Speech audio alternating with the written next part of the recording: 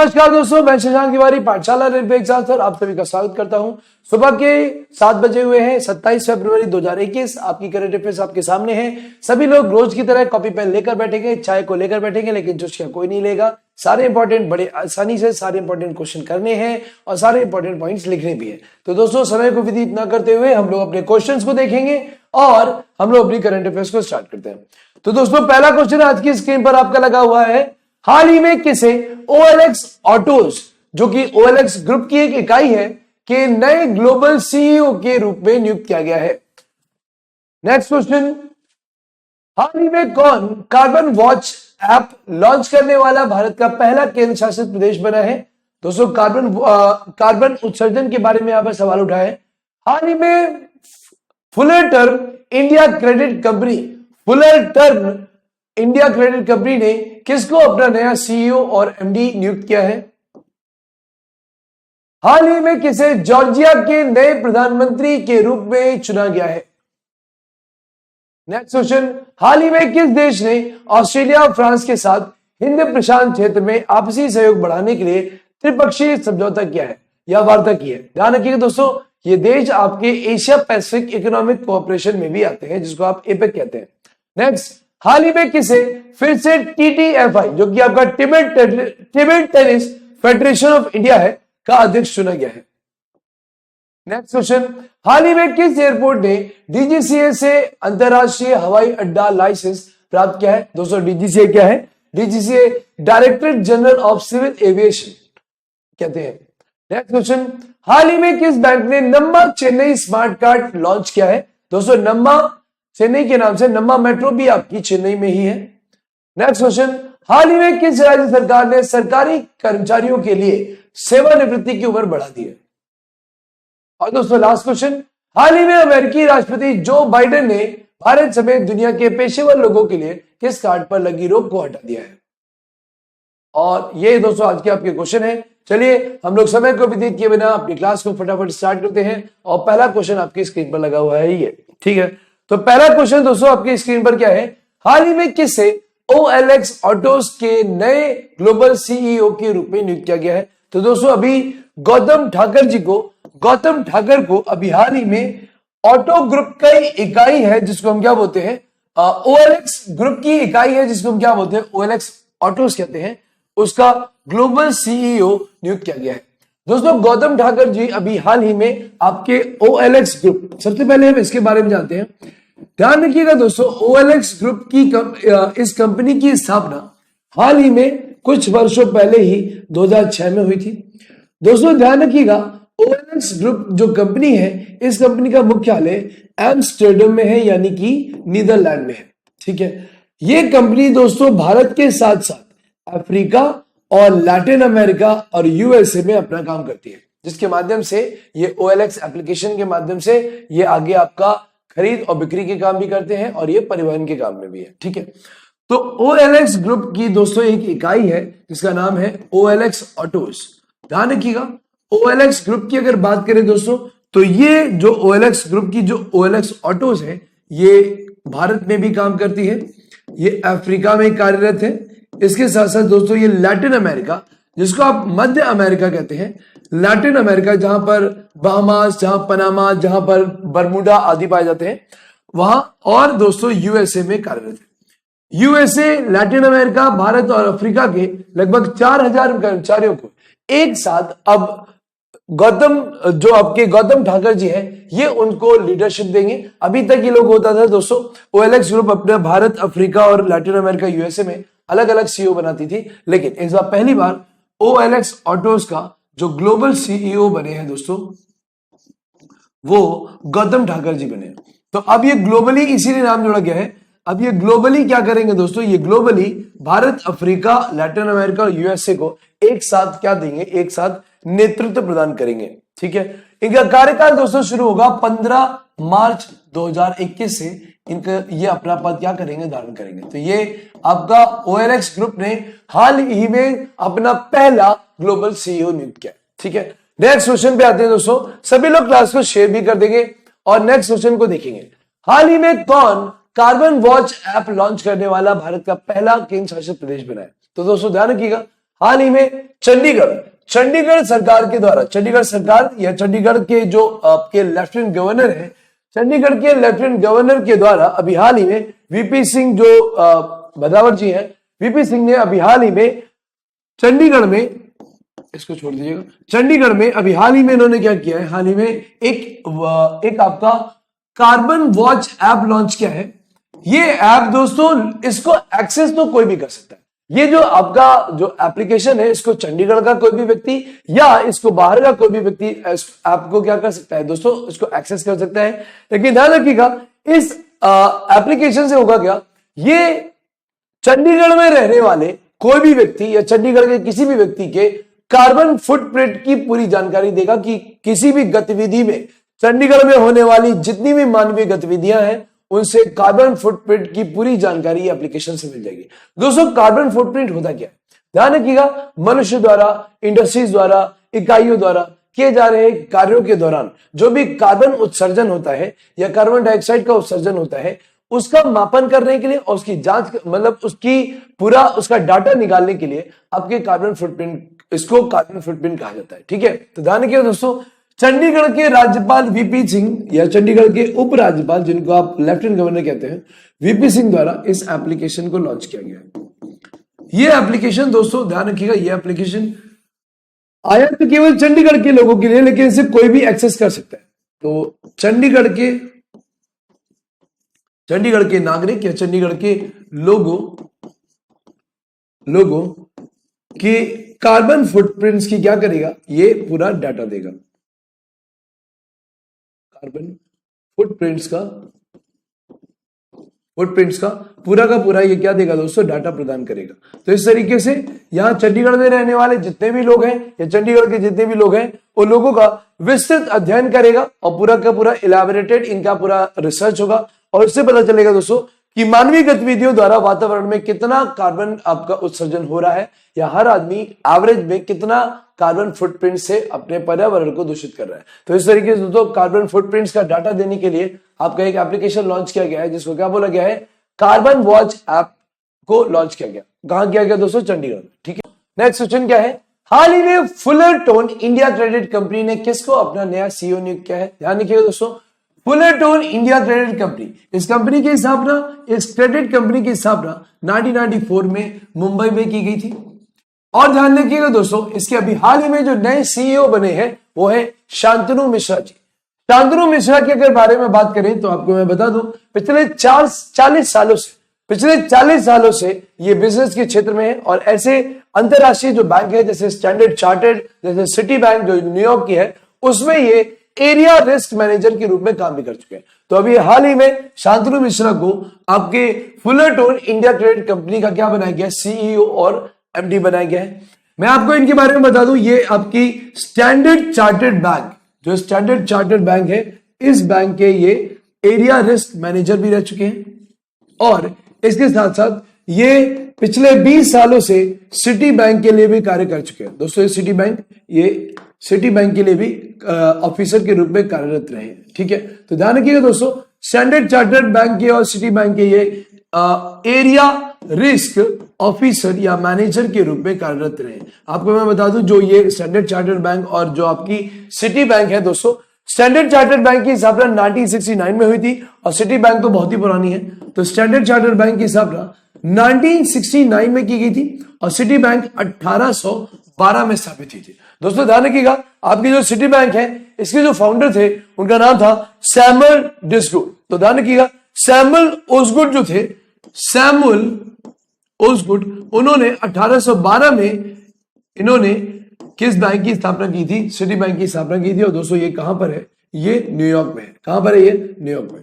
दोस्तों standard chartered की बात करेंगे तो स्टैंडर्ड चार्टर्ड जो है वो आपकी लंदन बेस्ड बैंक है और इसमें भी हमारे शांतनु जो मिश्रा जी हैं, ये एरिया रिस्क मैनेजर रह चुके हैं। ठीक है, तो ध्यान रखिए, शांतनु मिश्रा भी क्या बने दोस्तों, इंडिया क्रेडिट कंपनी यानी कि आपकी फुलरटोन इंडिया क्रेडिट कंपनी का क्या बने हैं, सीईओ और एमडी बनाए गए।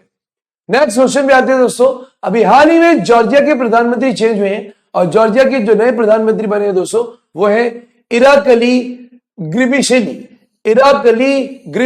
अभी हाल ही में जॉर्जिया की पार्लियामेंट के द्वारा जॉर्जिया की पार्लियामेंट के द्वारा अभी हाल ही में इराक अली जी को वहां पर क्या किया गया है, वहां का पूर्ण बहुमत से वहां का प्रधानमंत्री नियुक्त किया गया है।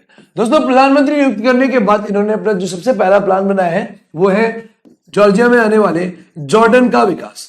जॉर्डन पिछले 40 सालों से केवल महामारी और केवल असुरक्षा और केवल सबसे ज्यादा जो अल्प विकसित स्थान में आता है उनसे जूझ रहा है। तो जॉर्डन का विकास इनका सबसे पहला लक्ष्य है। तो इस तरीके से जॉर्डन का विकास, जॉर्डन की सुरक्षा और इसके साथ साथ जॉर्डन को विकसित करने के लिए इन्होंने अपना प्लान पेश किया है। तो ये आपके इराक अली कौन है दोस्तों, ग्रिबिशेली है, ठीक है। ये अभी हाल ही में क्या बने हैं, हाल ही में ये आपके जॉर्जिया के क्या बने हैं, जॉर्जिया के प्रधानमंत्री बने हैं। दोस्तों अगर जॉर्जिया की बात करेंगे तो इसकी जो राजधानी है, इसकी राजधानी है तबलिसी। राजधानी क्या है, तबलिसी। और यहाँ की जो करेंसी है दोस्तों वो है लारी। कौन सी करेंसी है, करेंसी का नाम लारी है और तबलिसी यहाँ की क्या है, राजधानी है, ठीक है, ध्यान रखिएगा। चलिए नेक्स्ट क्वेश्चन पे आते हैं दोस्तों। नेक्स्ट क्वेश्चन हमारा क्या कह रहा है, नेक्स्ट क्वेश्चन पे आते हैं। हाल ही में किस देश ने ऑस्ट्रेलिया और फ्रांस के साथ हिंद प्रशांत क्षेत्र में आपसी सहयोग को बढ़ावा देने के लिए त्रिपक्षीय वार्ता की है? तो दोस्तों अगर त्रिपक्षीय वार्ता की अगर हम लोग बात करें तो यहां पर आंसर में आपका ऑस्ट्रेलिया और फ्रांस के साथ कौन आया है, भारत आया है, ठीक है। हाल ही में अभी भारत, इंडिया, फ्रांस और ऑस्ट्रेलिया, क्योंकि फ्रांस आपका एशियन क्षेत्र के आसपास नहीं है लेकिन फिर भी France Asia Pacific economic cooperation के साथ काम करता है। मैं आपको बात बताता हूं इनकी, इंडिया, फ्रांस और ऑस्ट्रेलिया तीनों ने मिलकर अभी हाल ही में एशिया प्रशांत क्षेत्र में, एशिया और पैसिफिक एरिया में अपने बायलैटरल समझौते यानी कि जो द्विपक्षीय समझौते हैं, द्विपक्षीय सहयोग है, उसके लिए इन लोगों ने भी हाल ही में वार्ता की है। ध्यान रखिएगा दोस्तों, अगर हम लोग इंडिया, फ्रांस, ऑस्ट्रेलिया इन सब की बात करें और एशिया पैसिफिक की बात करें तो एशिया पैसिफिक के रूप में एक एपेक नाम का संगठन भी है। एशिया पैसिफिक इकोनॉमिक कोऑपरेशन कहते हैं इसको, जिसमें टोटल कितने देश हैं दोस्तों, टोटल 21 मेंबर है, यानी 21 देश है। इस संगठन की स्थापना दोस्तों 1989 में की गई थी। 1989 में यह संगठन बना था, जो कि अभी हाल ही में ज्यादा पुराना संगठन नहीं है, ठीक है। और ध्यान रखिएगा दोस्तों, जकिंडा आर्डम इसके चीफ है। जकिंडा आर्डम इसके चीफ है। दोस्तों इनके बारे में अगर मैं आपको बात बताऊं तो इनका मुख्यालय कहां पर है, सिंगापुर में है। और ये एशिया पैसिफिक इकोनॉमिक कोऑपरेशन के 21 देश, एशिया और प्रशांत महासागर के जो जुड़े हुए क्षेत्र हैं वहां पर व्यापार के जो द्विपक्षीय सहयोग होते हैं, जो बायलैटरल सहयोग होते हैं, व्यापारिक सहयोग होते हैं, उनके लिए ये लोग काम करते हैं। इसके साथ साथ ये लोग अपनी आपसी सुरक्षा के बारे में भी करते हैं। मैं आपको बता दूं, यहां पर अगर उस साइड से हम मैप पे देखेंगे तो आपका पैसिफिक ओशन इधर भी है और इधर भी है। अगर दोस्तों देखेंगे तो पैसिफिक ओशन से हमारा यूएसए भी टच होता है।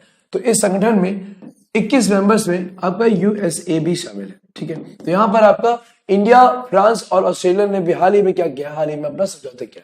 दोस्तों फ्रांस की बात करें तो भी हाल ही में फ्रांस से हमारे भारत में बहुत सारे सुरक्षा संबंधी सौदे हुए हैं, जिनमें आपका राफेल का विमान नंबर 1 पे है। मिराज नाम का विमान भी हमने फ्रांस से ही लिया है, ठीक है। ध्यान रखिएगा दोस्तों, ऑस्ट्रेलिया हमें बहुत मदद करता है एनएसजी के लिए, न्यूक्लियर सप्लायर्स ग्रुप, जिसको हम एनएसजी कहते हैं। ध्यान रखिएगा, एनएसजी के जो रूल्स है वो बहुत टफ है और एनएसजी के रूल से बचाता है ऑस्ट्रेलिया किसको, भारत। ध्यान रखिएगा दोस्तों, एनएसजी की बात करें तो न्यूक्लियर सप्लायर्स ग्रुप दुनिया के उन देशों का समूह है जिनके पास यूरेनियम है और वो परमाणु हथियारों का निर्माण कर सकते हैं। लेकिन जो देश एनएसजी में आता है वो देश एनपीटी संधि पे साइन करता है। ध्यान रखिएगा, एनपीटी क्या होता है दोस्तों, non proliferation of weapons treaty. इसमें संधि करने वाला देश अगर एनएसजी में है या नहीं भी है, जिसने एनपीटी पे साइन किया है, ध्यान रखिएगा, वो देश कभी भी अपने परमाणु हथियारों को बढ़ा भी नहीं सकता और उस पर कोई भी आपके रिसर्च भी वो नहीं कर सकता। भारत ने एनपीटी पे साइन नहीं किया है, लेकिन इसके बावजूद एनएसजी भारत का विरोध नहीं करता है। किसकी वजह से, ऑस्ट्रेलिया भारत को धुआं रहित कोयला भी क्या करता है, प्रदान करता है, ठीक है। नेक्स्ट क्वेश्चन पे आते हैं दोस्तों, हाल ही में किसे फिर से टीटीएफआई का अध्यक्ष चुना गया है? तो मैं आपको इनके बारे में बता दूं, ये क्या है, ये आपके table tennis federation of India, table tennis federation of India के क्या बनाए गए हैं, अभी नए अध्यक्ष फिर से बने हैं। और फिर से चौटाला साहब, ध्यान रखिएगा, फिर से चौटाला साहब आपके जो है दुष्यंत चौटाला एक बार फिर से क्या बन गए हैं, इसके क्या बन गए हैं, चीफ बन गए, ठीक है। ध्यान रखिएगा दोस्तों, इससे पहले Tata table tennis federation of India के चीफ ये बने थे 2017 में। 2017 में ये 4 वर्ष के लिए बने थे दोस्तों, लेकिन एक बार फिर से ये आपके 2021 में, अब 2025 तक ये रहेंगे, फिर से ये 4 वर्ष के लिए नियुक्त हो गए। ठीक है, अगर इनके बारे में हम लोग बात करें दुष्यंत चौटाला के बारे में, तो ये हरियाणा के उप मुख्यमंत्री भी हैं, हरियाणा के वाइस सीएम भी है। मैं आपको वाइस सीएम के बारे में बता दूं दोस्तों, उप मुख्यमंत्री या उप प्रधानमंत्री कोई संवैधानिक पद नहीं है, ये केवल नाम के लिए बनाए जाते हैं, जो कि मुख्यमंत्री और क्रमशः प्रधानमंत्री के पद की मदद करते हैं और उनके पद के कार्यवाहक के रूप में काम करते हैं। ठीक है, भारत के पहले उप प्रधानमंत्री थे दोस्तों, वो हमारे सरदार वल्लभ भाई पटेल थे, और भारत के आखिरी जो उप प्रधानमंत्री थे वो थे आपके लाल कृष्ण आडवाणी, जो कि अटल बिहारी वाजपेयी के शासन में थे। ठीक है, ध्यान रखिएगा। तो ये दुष्यंत चौटाला है। अगर इनके बारे में दोस्तों हम लोग बात करें तो आपको मैं बता दूं, जब 2017 में ये चुने गए थे, तो 2017 में चुने जाने के दौरान ये TTFI के सबसे यंगेस्ट क्या थे, यंगेस्ट अध्यक्ष थे। अभी इनकी उम्र जो है वो 32 वर्ष है, तो यंगेस्ट अध्यक्ष बने थे 2017 में। ठीक है, तो ये हो गया आपका क्या, दुष्यंत चौटाला जी। नेक्स्ट क्वेश्चन पे आते हैं दोस्तों, हाल ही में किस एयरपोर्ट ने DGCA से अंतरराष्ट्रीय हवाई अड्डा लाइसेंस प्राप्त किया है? तो अभी हाल ही में दोस्तों उत्तर प्रदेश का जो कुशीनगर है, उत्तर प्रदेश का कुशीनगर, जहां पर कहते हैं जो कि बौद्ध धर्म के लिए बहुत प्राचीन स्थल है दोस्तों। कुशीनगर की बात करें तो गौतम बुद्ध ने अपना शरीर यहीं त्यागा था। तो उत्तर प्रदेश के कुशीनगर में जो इंटरनेशनल एयरपोर्ट जो बन रहा है, ये इंटरनेशनल एयरपोर्ट को तुरंत ही हवाई पूरा कार्यक्रम पूरा होने के बाद न होने के बावजूद भी इंटरनेशनल एयरपोर्ट जो है उसको DGCA ने अनुमति दे दी है। दोस्तों DGCA क्या है, ध्यान रखिएगा। DGCA अगर किसी भी इंटरनेशनल एयरपोर्ट को अनुमति नहीं देगा तो वहां से इंटरनेशनल फ्लाइट्स नहीं उड़ाई जा सकती। ठीक है, DGCA दोस्तों 90 घंटे की ट्रेनिंग देता है, तब कोई भी इंडिया में ऑफिसर को, इंडिया में किसी भी पायलट को लाइसेंस प्राप्त होता है हवाई उड़ान भरने का। ठीक है, तो DGCA director general of civil aviation, दोस्तों इसको क्या बोलते हैं, directorate general of civil aviation. तो दोस्तों आपके जो हरदीप सिंह पुरी जी है, ध्यान रखिएगा, आपके सिविल एविएशन मंत्रालय, मिनिस्ट्री ऑफ सिविल एविएशन के जो मंत्री हैं हरदीप सिंह पुरी, इनके बारे में ध्यान रखिएगा, ऐसे क्वेश्चन एग्जाम में आ जाया करते हैं। और दोस्तों अगर हम लोग director general of civil aviation की बात करें तो जो आपका DGCA है दोस्तों, DGCA की स्थापना 2007 में की गई थी दिल्ली में। ठीक है, 2007 में DGCA की स्थापना दिल्ली में हुई थी, इसका मुख्यालय दिल्ली में है।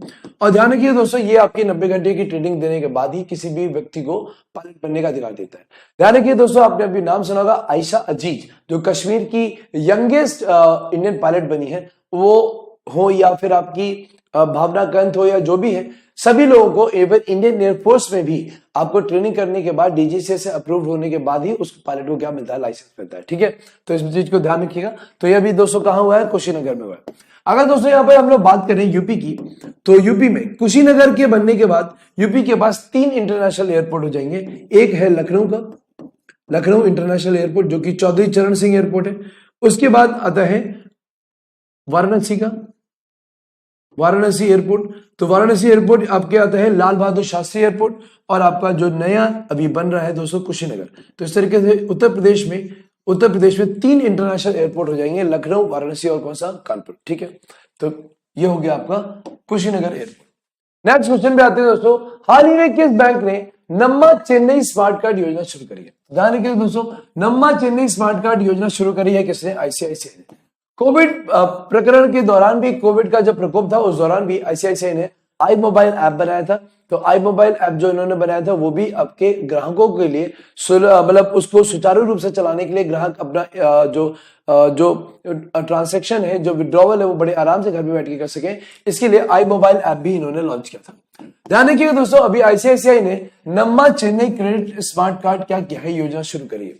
दोस्तों अगर नम्मा चेन्नई स्मार्ट कार्ड योजना की अगर बात करेंगे तो ये ग्रेटर चेन्नई कॉर्पोरेशन की मदद से किया गया है। ठीक है, यहां पर ग्रेटर चेन्नई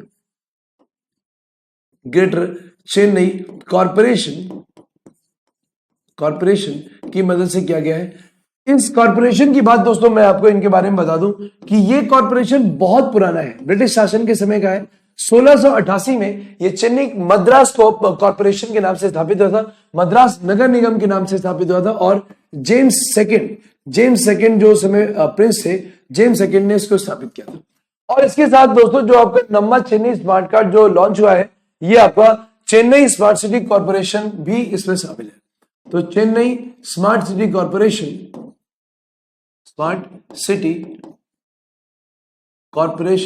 भी इसमें शामिल है।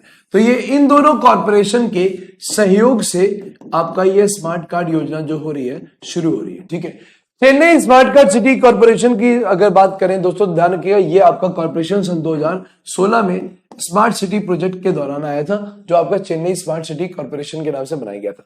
ध्यान रखिएगा दोस्तों, जो ग्रेटर चेन्नई कॉर्पोरेशन है, यही कॉर्पोरेशन ही चेन्नई में क्या कर रही है, चेन्नई में मेट्रो रेल का पूरा निर्माण भी करा रही है। ठीक है, 2 लेन मेट्रो रेल भी वहां पर भी बन रही है। तो ये आपका नंबर चेन्नई स्मार्ट कार्ड योजना जो शुरू हुई है, ये ग्रेटर चेन्नई कॉर्पोरेशन और चेन्नई स्मार्ट सिटी कॉर्पोरेशन की मदद से की गई है। और ये दोस्तों आईसीआईसीआई बैंक द्वारा की जा रही है। ठीक है, क्लियर है। ध्यान रखिएगा दोस्तों, आपका ये कॉमन पेमेंट क्रेडिट कार्ड होगा, जिसके तहत क्या होगा, ये वन स्टॉप योजना है, जिसके तहत जो ग्राहक है उनको कहीं जाने की जरूरत नहीं है, उनको एक ही स्मार्ट कार्ड से उनको सारे प्रकार के डेबिट क्रेडिट वो कर सकते हैं। ठीक है, तो ये आपके सहयोग से एक वन स्टॉप योजना शुरू की गई है, वन स्टॉप योजना शुरू की गई है। ठीक है, तो ये है दोस्तों आपका क्या, नंबर चेन्नई स्मार्ट कार्ड योजना। क्लियर है। नेक्स्ट क्वेश्चन पे आते हैं दोस्तों। नेक्स्ट क्वेश्चन क्या है, हाल ही में किस राज्य सरकार ने सरकारी कर्मचारियों के लिए सेवानिवृत्ति की उम्र बढ़ा दी है? तो दोस्तों ध्यान रखिएगा, पिछले साल भी बढ़ाई गई थी, इस साल फिर से बढ़ाई गई है। तमिलनाडु की गवर्नमेंट द्वारा, तमिलनाडु के जो मुख्यमंत्री है, तमिलनाडु के मुख्यमंत्री पलनी स्वामी जी द्वारा, तमिलनाडु के मुख्यमंत्री पलनी स्वामी जी द्वारा अभी हाल ही में एक घोषणा की गई है, वहां पर तमिलनाडु की विधानसभा द्वारा पारित प्रस्ताव के तहत की गई है कि जो सरकारी कर्मचारी हैं, जो आपके तमिलनाडु स्तर के हैं दोस्तों, सरकारी कर्मचारी मतलब राज्य स्तर के कर्मचारी हैं, उनकी जो सेवानिवृत्ति है, मतलब उनकी जो रिटायरमेंट है, रिटायरमेंट की एज उनकी बढ़ा दी गई। रिटायरमेंट की एज दोस्तों 59 से बढ़ाकर कितने साल कर दी गई, 60 साल कर दी गई। ठीक, 60 वर्ष की गई। ये सारे ही कर्मचारियों के लिए किया गया है, और ये कोविड-19 की वजह से हुआ। मैं आपको बता दूं, लास्ट ईयर 2020 की अगर बात करेंगे तो 2020 में इसी रिटायरमेंट की उम्र को 58 से बढ़ाकर कितना किया गया था, 59 किया गया था। तो पहले दोस्तों ये 58 हुआ करती थी, फिर ये 59 हो गई, अभी 59 थी, तो ये कितने साल हो गए, 60। ये किसने किया दोस्तों, ये तमिलनाडु के मुख्यमंत्री पलनी स्वामी जी ने किया है। दोस्तों तमिलनाडु की बात करें तो तमिलनाडु के क्षेत्र में आने वाला पौंडीचेरी, जिसकी सरकार गिर गई है, तो पौंडीचेरी के जो मुख्यमंत्री जी थे उन्होंने त्यागपत्र दे दिया था, और पौंडीचेरी में 7वीं बार क्या लगा है, 7वीं बार वहां पर स्टेट इमरजेंसी लागू की गई है। ठीक है, सभी का क्लियर है। चलिए नेक्स्ट क्वेश्चन पे आते हैं दोस्तों। नेक्स्ट क्वेश्चन हमारा क्या कह रहा है, आज का हमारा आखिरी क्वेश्चन है, हाल ही में अमेरिकी राष्ट्रपति जो बाइडेन ने भारत समेत दुनिया के पेशेवर लोगों के लिए किस कार्ड पर रोक लगा दिया? तो दोस्तों ध्यान रखिएगा, कहते हैं कि अमेरिका का जो सिस्टम चलता है, ध्यान रखिएगा, अमेरिकन जो सिस्टम है वो कहीं ना कहीं एनआरआई की मदद से चलता है। यानी कि जो विदेशी हैं, जो विदेशी सबसे ज्यादा अमेरिका में अच्छे पदों पर और जो बहुत जिम्मेदारी वाले पद हैं, डॉक्टर्स, इंजीनियर्स, इन पदों पर हमेशा से 66% इंडियन वहां पर है। तो ध्यान रखिए दोस्तों, अमेरिका ने अपना ग्रीन कार्ड योजना शुरू कर दी है। ग्रीन कार्ड को कोविड-19 में ट्रंप जी ने बंद कर दिया था, और ग्रीन कार्ड को दोबारा से शुरू कर दिया गया है। ग्रीन कार्ड दोबारा शुरू करने का मतलब है कि अब जो विदेशी हैं, जो इंडियन ओरिजिन के लोग हैं, या इंडिया के साथ साथ अन्य देशों के लोग हैं जो अमेरिका में रहते थे या रहना चाहते थे, या फिर पहले से रह रहे थे और कोविड-19 में वापस चले गए, तो उन लोगों को ग्रीन कार्ड मिल गया है। अब वो लोग दोबारा जाके अमेरिका में रह सकते हैं, अमेरिका में जाकर बस सकते हैं। ध्यान रखिए दोस्तों, ग्रीन कार्ड योजना क्या करता है, ग्रीन कार्ड योजना वहां के लोगों को, मतलब विदेशी लोगों को अमेरिका की पूरी क्या दे देता है, नागरिकता भी प्रदान कर देता है। ठीक है, तो इस तरीके से अमेरिका चाहता है कि अमेरिका में रहने वाले जो विदेशी मुल्क के लोग हैं वो लोग दोबारा आकर लौटे और दोबारा आकर वहां पर रहे। दोस्तों हाल ही में देखा गया है कि जो बाइडेन जी ने वही सारे काम किए हैं जो काम ट्रंप ने उल्टे किए थे। ट्रंप जी ने अभी क्या किया था, ट्रंप जी ने लास्ट ईयर मैंने आप लोगों को बताया भी था, United nation human rights council में सदस्यता छोड़ दी थी ट्रंप ने। तो अभी इस बार जो बाइडेन ने इसी सदस्यता वापस ले लिया। कॉन्फ्रेंस ऑफ पार्टीज की बैठक से अमेरिका बाहर हो गया था ट्रंप जी के शासन में। अभी जो बाइडेन ने क्या किया है, उसकी सदस्यता वापस ले लिया, और इसी तरीके से जो बाइडेन जी ने उस चीज को फिर शुरू कर दिया, ग्रीन कार्ड को, जिसको ट्रंप जी ने क्या किया था, बंद किया था। तो दोस्तों ये है आज की आपकी करंट अफेयर्स। आज के लिए इतने ही रखते हैं दोस्तों, कल हम लोग फिर आएंगे सुबह 7 बजे करंट अफेयर्स को लेकर मैं आऊंगा। आप लोगों से गुजारिश है दोस्तों की क्लास को मन लगा के पढ़िए, क्योंकि ये सारी मेहनत आपके लिए हो रही है। जितनी आप पढ़ेंगे, जितने अच्छे से आप पढ़ेंगे, उतनी ही मेहनत हमारी आपके लिए और ज्यादा डेडिकेटेड होगी। आज के लिए इतने ही दोस्तों, जय हिंद।